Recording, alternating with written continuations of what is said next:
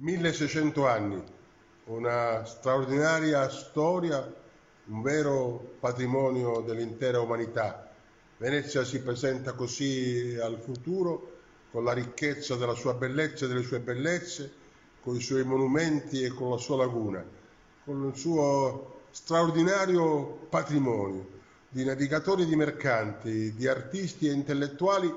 che hanno fatto di questa città un punto d'incontro, un vero porto, un punto di collegamento tra la Mitteleuropa e il Mediterraneo, ma anche un punto di partenza, un punto di arrivo nel ricordo di Marco Polo di quella straordinaria via della seta, che è in qualche modo parabola della capacità di questa città di essere così fortemente se stessa e così fortemente aperta al mondo. Auguri, da Palermo, auguri a Venezia.